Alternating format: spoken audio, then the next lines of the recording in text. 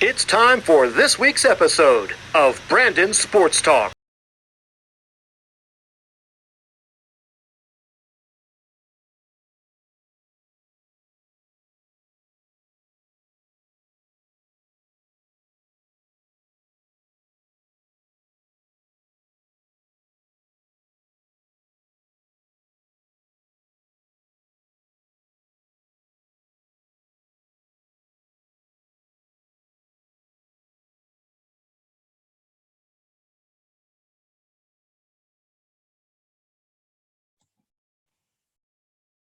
Welcome back to Brandon Sports Talk. In today's episode, I have the privilege to interview the St. Mary's Associate Head Women's Basketball Coach, Coach Allyson Fasnacht. How are you doing today? Doing good, Brandon. How are you? I'm doing good.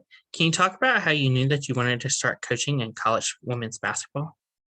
Sure. I had the inkling that I wanted to coach in college kind of during the senior year of my playing days at Liberty, and just had the privilege of playing for some pretty incredible coaches and the impact they had in my life, and thought this could be a great career path for me. What was it like playing for Liberty? I really enjoyed my time at Liberty. We were really successful.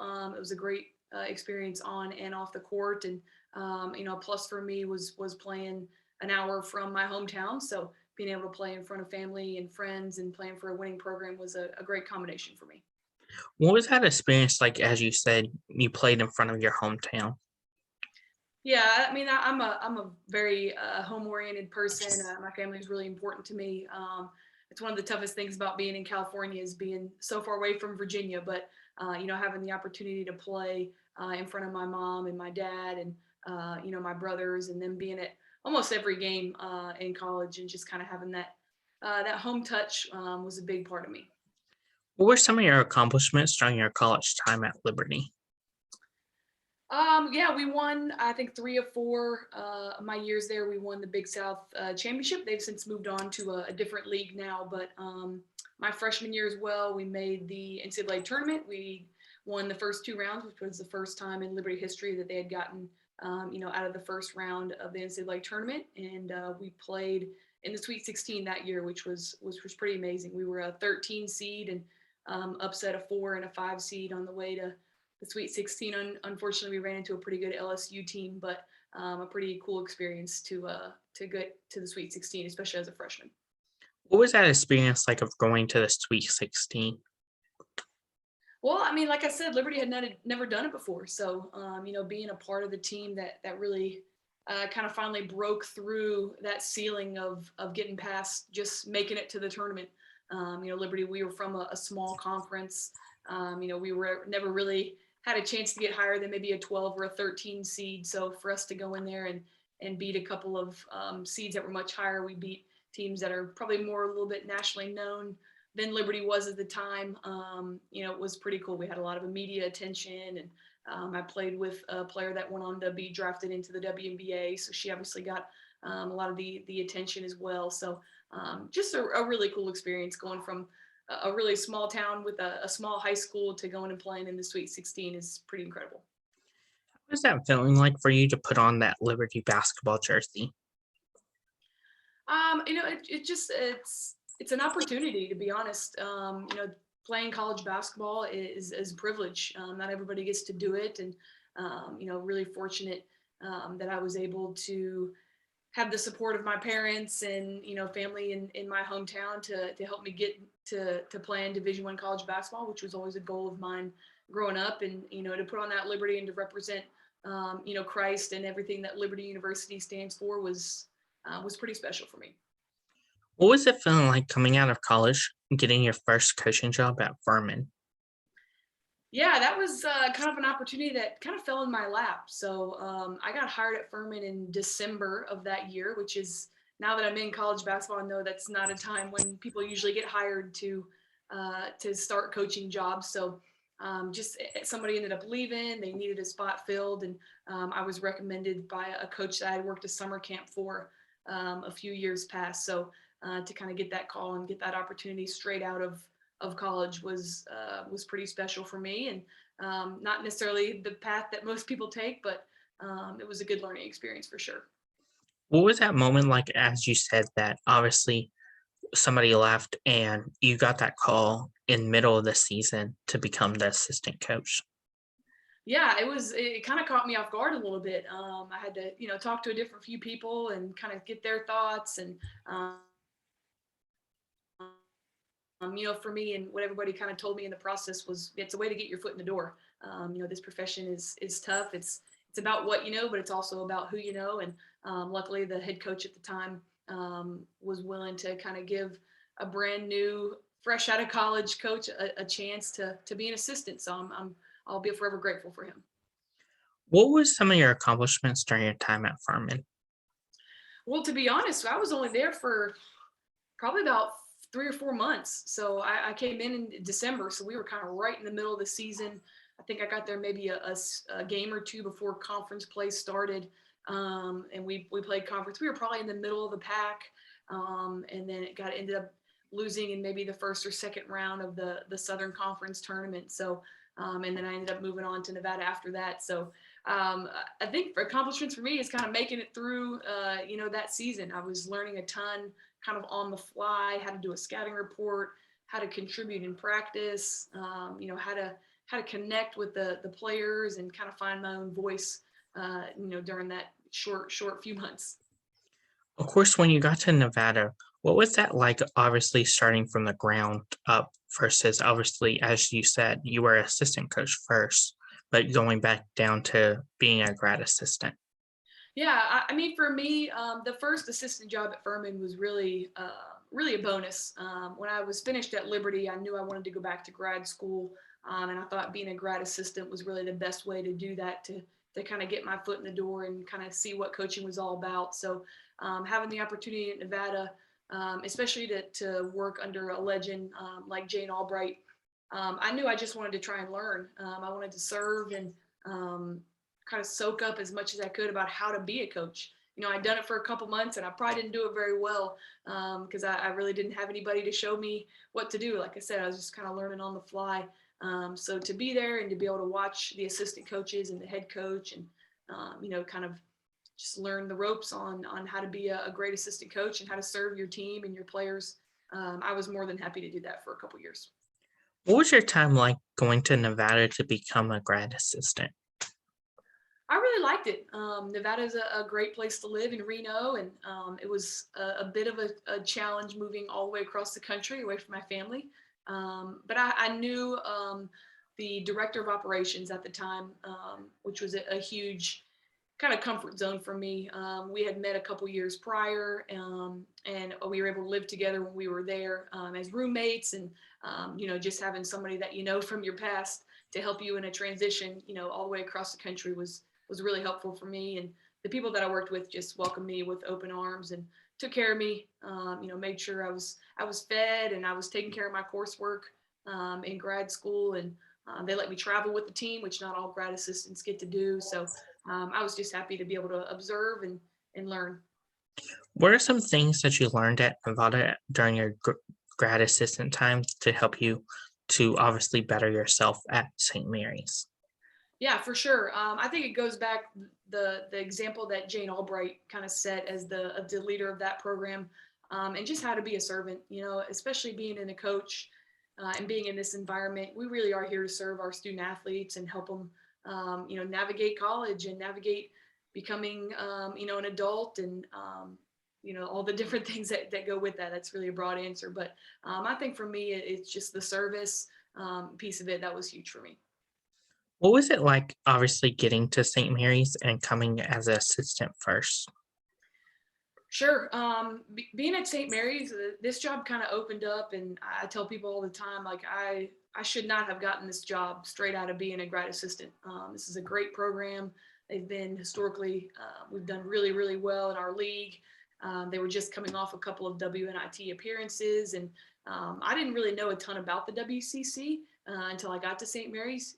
Growing up on the East Coast, we can't stay up late enough to watch West Coast basketball. So once I got to Nevada, I started to learn a little bit more, and just a great program. Coach Thomas had been here for a few years and had some success. And fortunately for me, he was looking for kind of a fresh face and somebody that could just come in and wanted to work really hard and learn. And Coach Albright at Nevada, she was instrumental in talking with Coach and, getting me a shot in the interview. And luckily it worked out. And I was ready to move really quick. I interviewed on a Friday, and I think I got the job offer sometime the next week and started 3 or 4 days later. So the fact that I could just drive over the pass and be ready to start working summer camps, I think was a huge part of it too.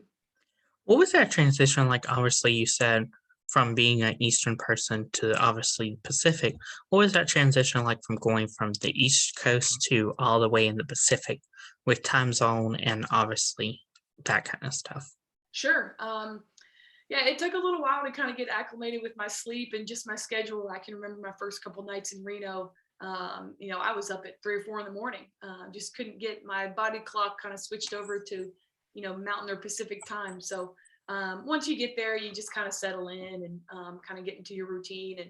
And it was tough being that far away from my family. I'd never really been that far away for that extended period of time. So it really helped having, the roommate, like I said, who was a friend of mine before I even got there, and really just falling into a routine, and not having a ton of time to just think about everything that I left behind or everything that I was doing. I just kind of put my head down and started working, and you get busy and you just kind of fall right into it. What was it like in 2021 being promoted to become the associate head coach? Yeah, it was a really nice, an honor for me, to be honest. I've been with Coach Thomas a few years now, and it's really, I really appreciated him, going to bat for me with our administration and promoting me with that title. And it just shows his faith in me and the relationship that we have.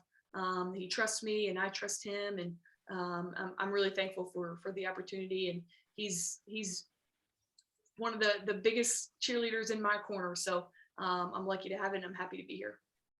What was that feeling like, obviously, when you sat on the court from going from one seat to being closer to the head coach?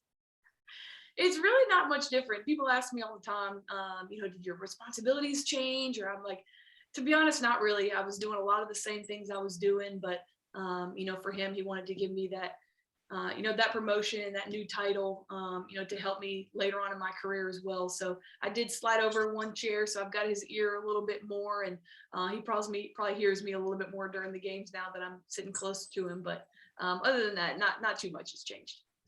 Can you talk about, of course, the culture that you've helped build for St. Mary's women's basketball? Sure. The culture of our program, I think, is heading in the right direction.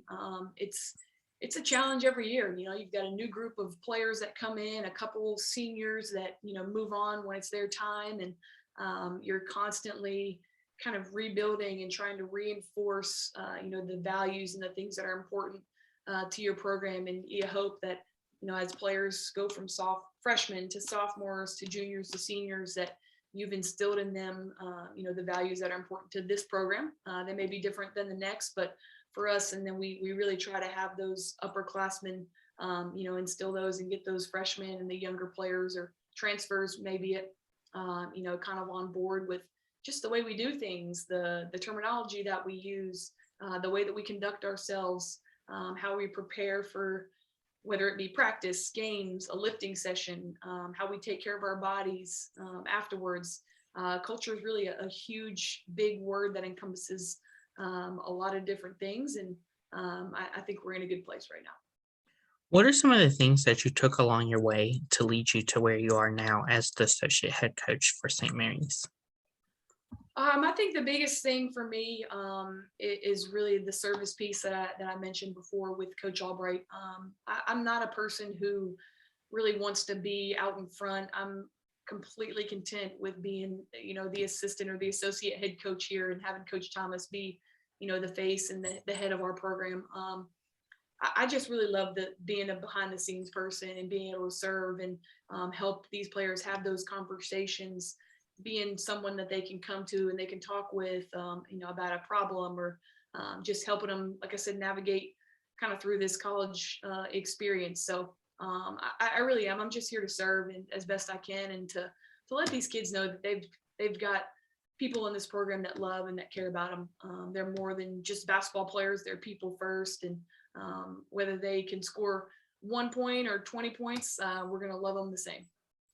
How has obviously your playing time helped you into where you are now as a coach?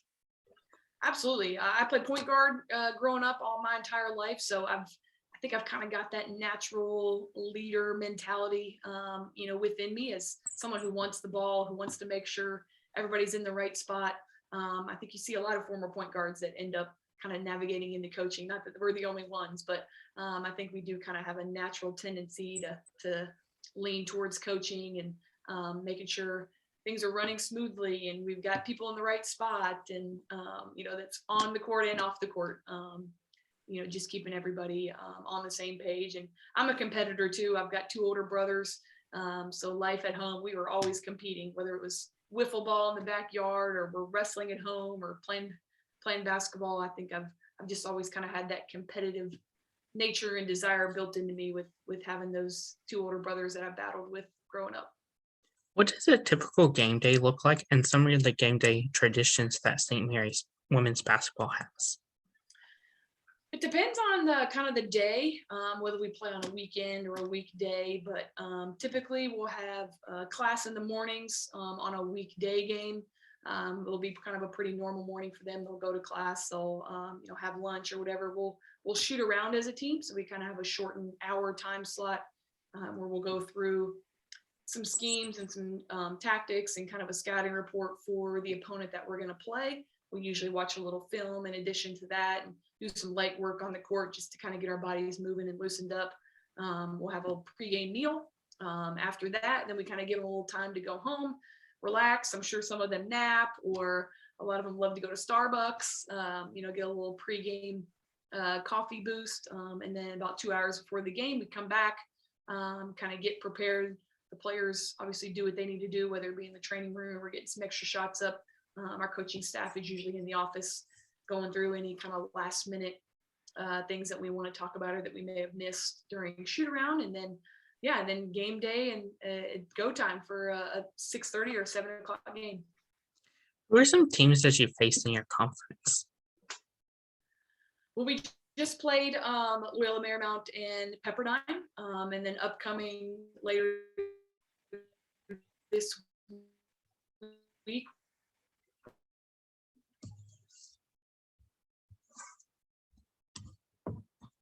we're going to have Santa Clara University and University of. So we've got a couple of conferences. It's a great conference. Conferences in the entire country, and we've got Gonzaga, who's a perennial NCAA tournament team, and then BYU as well.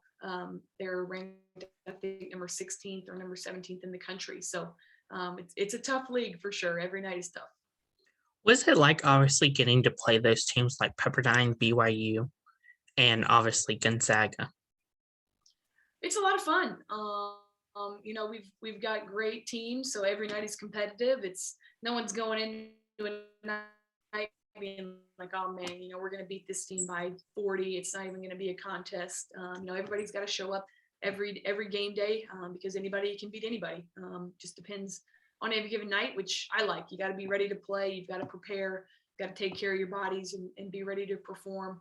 But there's also opportunities, with BYU ranked in the top 25, and they have been for most of the season. That's a pretty cool opportunity for our girls to go and play against a ranked team.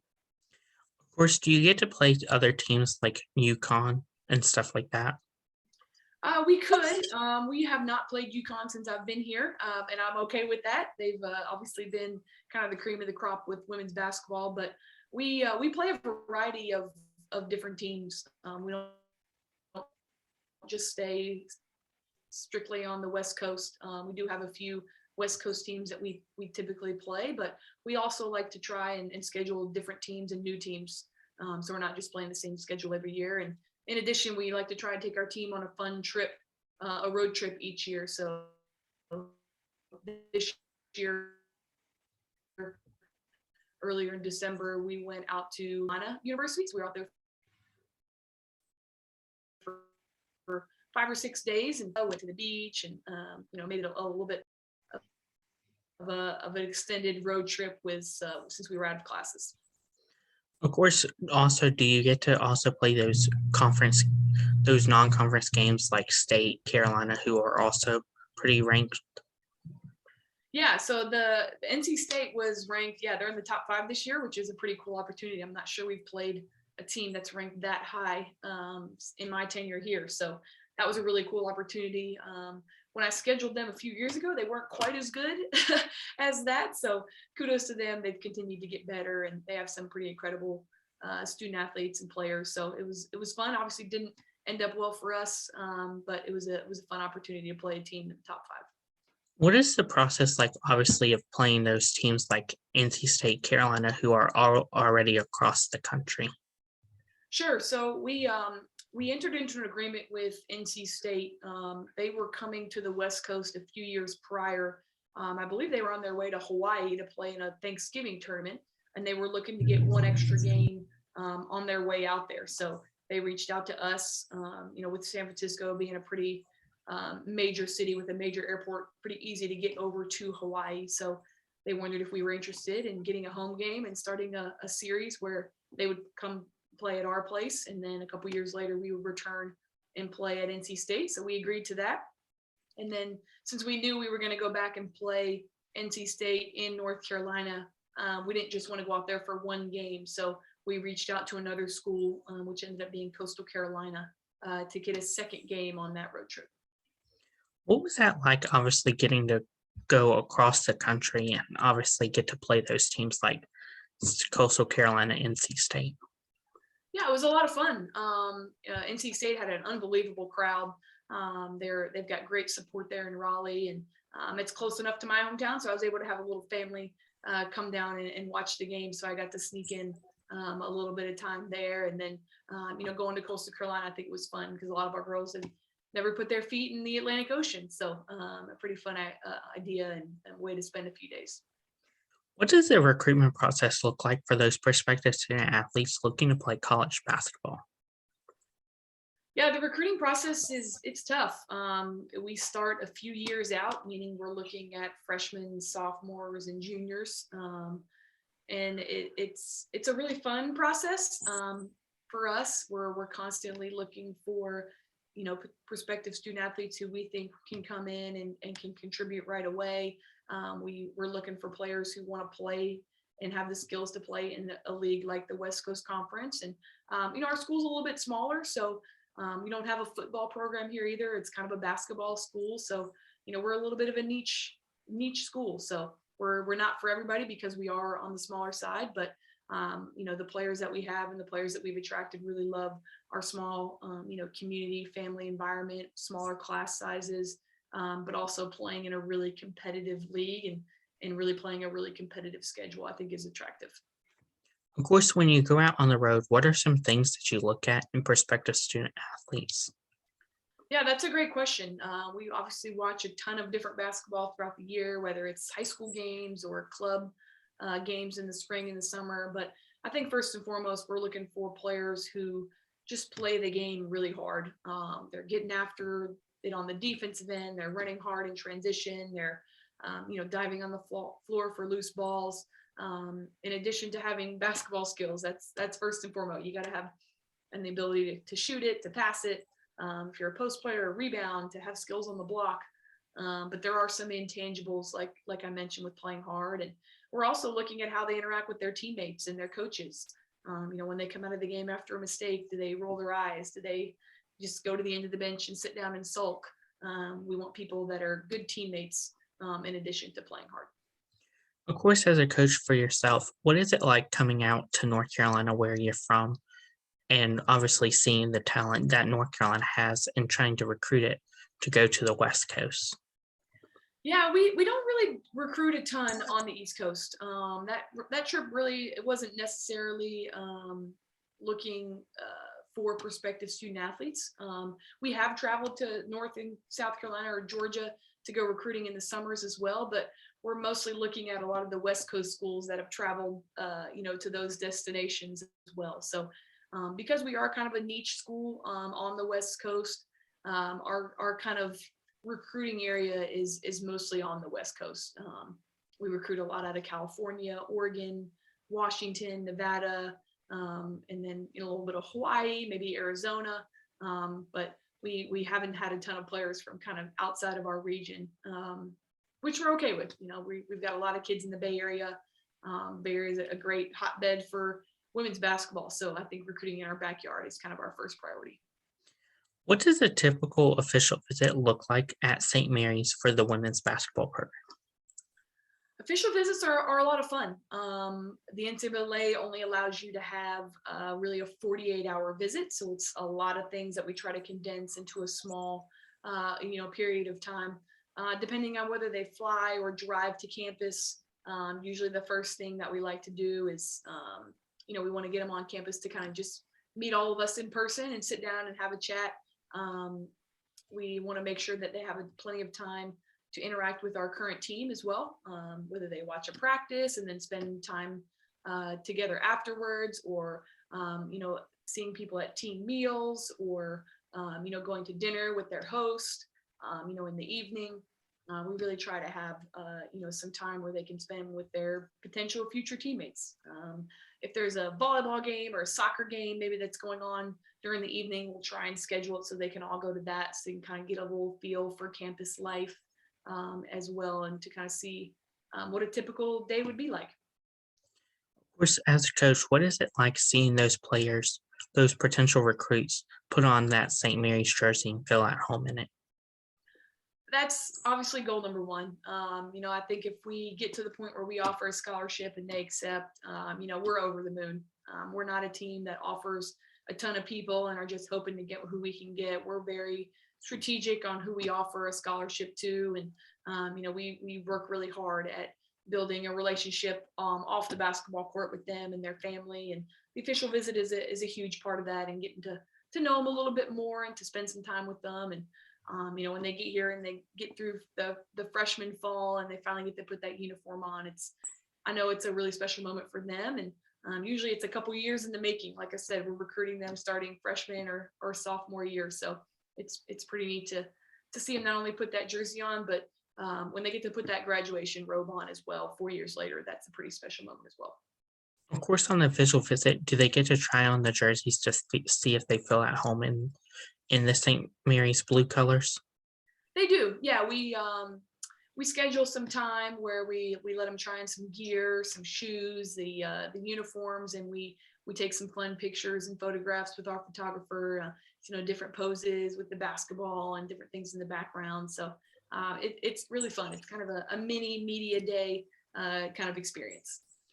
What advice would you give high school athletes looking to play college women's basketball? That's a great question. I think my biggest advice is, one, to try and play club basketball.